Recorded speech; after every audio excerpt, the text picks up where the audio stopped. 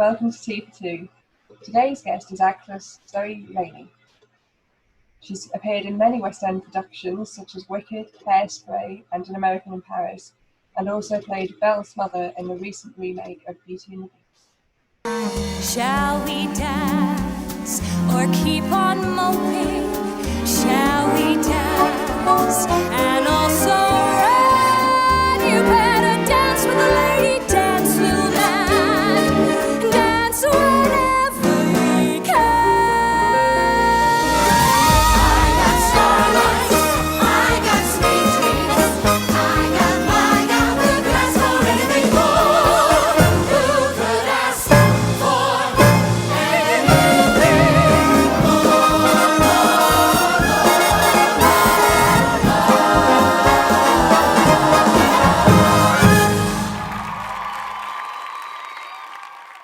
Hi Zoe, how are you? Hello, I'm good. How are you doing? I'm good, lovely to see you. Yes, and you. Thanks for having me. Oh, no worries. So tell me, whereabouts are you? I am in West London, Lovely. in my house, isolating with my husband. With your husband, okay, so Yeah. you're not on your own anyway. No, we're not. And we've got lots of lovely greenery around us, so plenty of places to walk, which is really nice. Oh, that's lovely. And tell me, we'll launch straight in, like, were you in the middle of a show or anything when lockdown happened, or? Yeah, so on the Monday that the West End closed, that was our press night for a show called The Wicker Husband that we were doing at the Watermill Theatre. And we actually did continue on with our press night because by the time the announcement happened, everybody had already travelled to the Watermill. And our artistic director made an announcement before and said, like, if anybody doesn't feel comfortable being here, you're absolutely welcome to leave. If not, have a great evening. So we continued on, hoping that that wouldn't be our last, but knowing that we had to really savor it and enjoy it because it might be the last time we get to do it. And it turned out that it was. We've done 4 previews, and then that was the press night. And then we closed after that. Oh, that's so disappointing. Because I mean, I imagine like you rehearsed for months for something like that. 4 weeks, which was quite a short amount of time for a show this difficult. We had puppetry. Our leading man was a puppet. Oh, wow. He was being operated by 3 different people, one of which had never done puppetry before. And so it was all like we were all learning new skills. We were all working incredibly hard to make the show work and happen. And we were really proud of it. But we have to be grateful that we got 5 performances in and that we have some reviews now that hopefully means the show has a little bit of a future when the madness. Yeah, fingers crossed. So tell me a bit about this show. It sounds really interesting. It's beautiful. It's written by Rhys Jennings and Darren Clark, and Charlotte Westenra was directing it, and the 3 of them have been developing it for I think about 8 years, and the Watermill had finally given them their chance to have full production of it, and it was quite an extraordinarily special thing. There's 13 of us in the company. It was an actor muso show, so I think myself and 2 other people were the only people who didn't play instruments in the show. Oh. Some people played multiple instruments like accordions and flutes and dulcimers and violins, and yeah, it was pretty extraordinary. And it was a story based, I think, Ursula, I've forgotten her surname, wrote a short story, a kind of mythological folk story, and the boys discovered this and created the musical out of it, and it's beautiful. It's about a town who has the character's called the Ugly Girl, and she's kind of an outcast of this beautiful town, and she wishes for a husband made of wicker, and he arrives.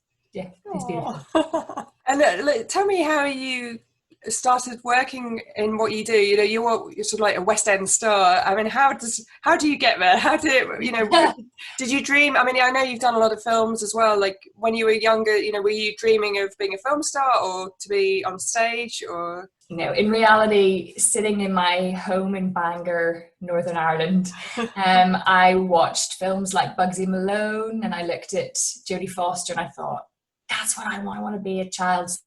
And then I kind of, singing was definitely my kind of first introduction into the world of arts and creativity. And I always loved that. And then I went to Saturday Stage School, McMaster's, every week. And different opportunities came up along the way, you know, amateur dramatics with school, with our local church, with our local amateur dramatics society. So I would constantly do things throughout the year. And then the opportunity, well, you get to 16 and you think, I want to go now. And my mum says, do your A-levels first, something to fall back on. And then at 18, I was like, I want to go and train. And my mum was like, get a degree, something to fall back on. And I was like, I don't want to fall back. I want to go forward.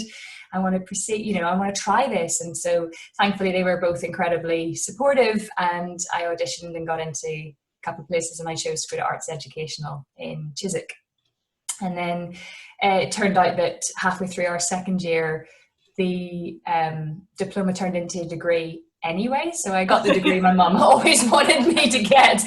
And it's, I don't think it's done me any favours whatsoever, to be honest.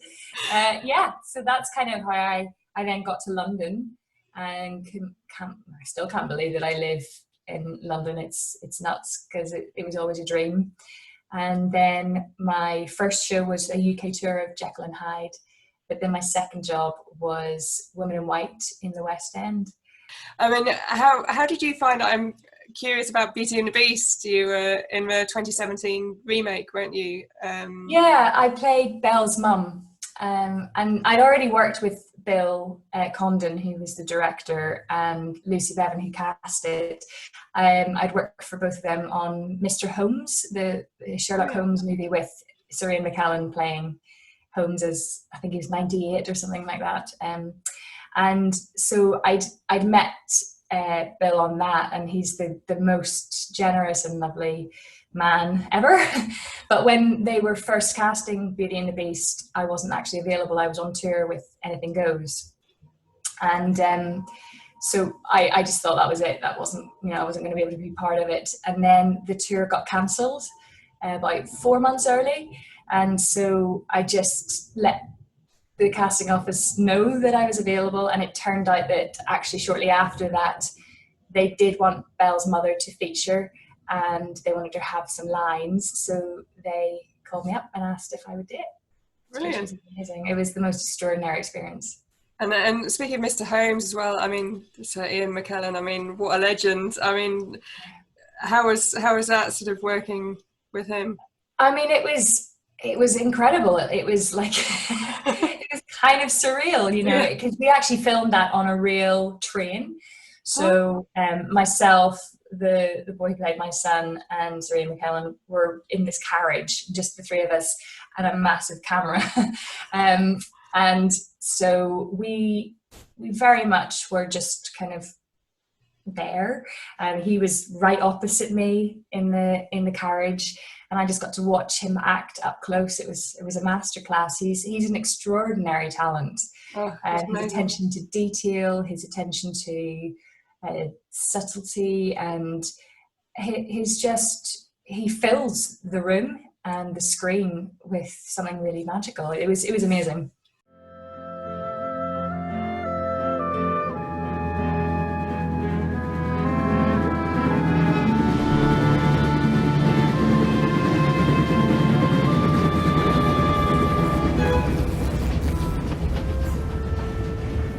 You shouldn't do that. Tap the glass. How did you know I was going to? You must forgive my son. He loves bees. It isn't a bee, it's a wasp.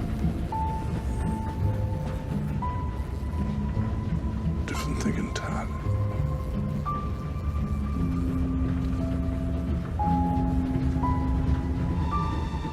You spent a while doing American in Paris as well, didn't you? Yeah. Where did you tour with that? We didn't. We were in London. We were at the Dominion Theatre in London, which before that was famous for We Will Rock You, just to give people a sense of the location of it. We did it for, I think it was for including rehearsals, it was about a year. Wow. And it was extraordinary. I think for me, there have been a lot of very special moments in my career. And mostly the most special shows are when everybody is slightly out of their comfort zone. So, for example, on American in Paris, some people had never spoken or sung on stage before in their lives because they were ballet dancers. And they were coming out of ballet companies and going onto a West End stage and being expected to perform multiple songs and multiple scenes. And it was just wonderful to see their journey in that. And I was then expected to dance with a New York City ballet principal dancer, Robbie Fairchild. So I had my own little kind of comfort zones being shaken. I mean, you must have done some dance training. Yeah, I studied musical theatre and we studied dance, but there's an element of being able to do musical theatre dancing, or certainly my level is okay. It's very competent, but it's certainly not New York City Ballet principal standard. So the first day, I actually have a video of us, and I think it's on my Instagram page. I have a video of the first time that we danced together when we were learning the routine. And thankfully, you can see how much I'm going, oh my gosh. But he was gorgeous and so generous, and yeah, just wonderful. But like you say, it's great sometimes, isn't it, to push yourself out of that comfort zone, and it's actually when you discover new creative sides to yourself as well. It's important to develop like that as an artist, isn't it? It's the most important thing. I think as soon as we believe we know everything, or that we don't have anything more to learn, then your career is over, because you get a level of complacency that isn't very interesting as an artist.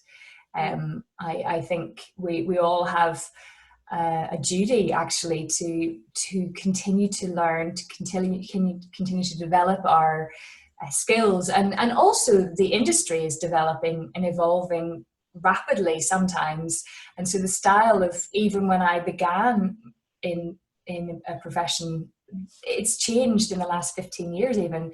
So I think it's really important to always stay current and have your finger on the pulse, and go to lessons, even if it's one-on-one or if it's workshops or classes. It's so important to continue to search out kind of techniques and styles. Yeah, absolutely. And on that note, with the current situation and not being on stage and not in rehearsals, how are you finding that, like emotionally and mentally and physically as well? Because obviously you do quite a physical job. Are you doing something to stay in shape? Like, how are you feeling sort of in your head with the creative side of things? I think when it first started, we are not strangers as self-employed actors to being out of work. And so it didn't feel terribly different to when you're just not working. But of course you have your highs and your lows, and you have your days when you wake up and you go, I don't know why, but it just feels really hard today. And I have no motivation, and I'm, or whatever. And we're grateful for the lovely weather. I'm personally very grateful to the people who have made a lot of workouts available online for free. I have stayed active because of that. And just, trying to stay connected, creative. Quite a lot of people I've talked to are sort of turning to arts and crafts, and I always say, you crafty? Yep, I did that the first.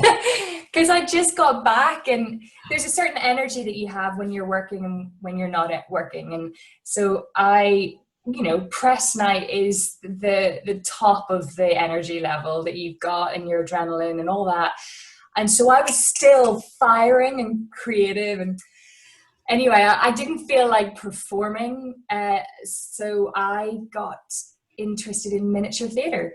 Miniature furniture, like creating miniature furniture, and like for dolls' houses, sort of little that kind of idea. And I created a set for the show that we just done, like part of it, because I was playing a tailor's wife, so I made a little tailor's table with lots of fabric, and yeah, like it was just a really nice way to be active and be creative, and just, you know, trying to write. I mean, everybody writes, but it's just for to have a flow of creativity, more than anything. It's been really, really nice. And what's your feeling, and what's your feeling with your, you know, your colleagues in the West End about the future? Because obviously West End theatres, you know, they're in a difficult place at the moment, and you know, we've seen news reports and stuff of, you know, they're worried that it might not open, you know, and is that something you're all talking about regularly, or?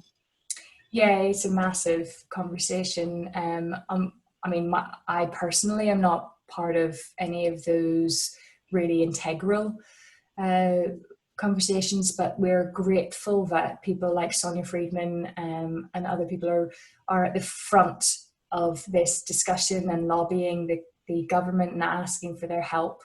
And it is very vulnerable for theatres at the moment. I think what's not known very much is that it costs £30,000 just to keep a theatre open with nobody doing anything. Yeah. So that's a week. And so to try for certainly for a lot of these kind of regional theatres or smaller theatres, this is absolutely gonna break them. Yeah. And so we're trying to just support the most vulnerable, encourage the government to understand that we aren't a frivolous act, that we are essential. I personally know of many people whose lives have been saved from going to the theatre and having the theatre as an escape, and I think it's essential. It's also possibly one of the few places in life where everyone is accepted, no matter what race or gender or creed that you are, and there's a respect and a trust there. So we hope that the government will help, and we hope that everybody can just stay safe and sane, and that theatres will open again, and we just have to make sure that it will be safe, because social distancing isn't really an option. Because even if you have social distancing in the audience, backstage is nuts, as you know. Yeah, and this is a conversation we've been having here. Is, you know, it's all the conversation seems to be on keeping the audience safe, but it's the backstage areas are so cramped and tiny. Like, there's no way of doing that. Like, no, there really isn't, and some theatres are better catered maybe than others for being able to do that. But it's just not possible. And with the track and trace, you know, you kind of think, okay, if one cast member goes down, that means the whole cast has to isolate for 2 weeks, even if they're not sick. That shuts a show. So there's a lot of questions, but we don't know. Every day and every week and every month it slightly shifts, and sometimes you think it's going to be sooner, and then you think it's going to be never. But we're just staying positive and keeping as creative as possible. excellent. So we actually met back in 2016, I think, over here in Ireland, down in Wexford, for the production of Noel that Owen Colfer and Liam Bates had written, and you played the Duchess in that. Yes. And I mean, that was I loved playing in that. I mean, it was just the most beautiful Christmas show. How did you find that show? Did you enjoy it? I loved it. I think sometimes when you take jobs, you never know what they're gonna be like as in not just what they're gonna be like on stage, but the whole experience. And I have fallen in love with Wexford and the Wexford people. I think that Liam Bates made the most beautiful music ever, and it was the perfect Christmas show. And Owen has this brilliant sense of humor that came out in the story, but absolutely broke your heart as well. And you know, it was gorgeous, and having Michael Landra producing it, it was the three of them just, I think, created a really good creative team. And of course we had Ben Lawrence directing, and Libby was doing the movement. So we just had a really great team. I think there's something really special about Wexford, and certainly the Opera House is an incredible theatre. The acoustics in there are a dream. as a singer, it's just the best, you know, you kind of, it's the best acoustics ever. So yeah, I had a really special time. And then I got a chance obviously to come back to do Michael's concert. So I was like, yep, I'll come. I just love it. I know there was a real special atmosphere with that whole process. I think it was, you know, they were very sort of welcoming to everyone involved. It was gorgeous. Zoe, thank you so much for talking to me and giving me all your time, and it's wonderful hearing about all these projects, and I dearly hope that we will see you back on stage very, very soon.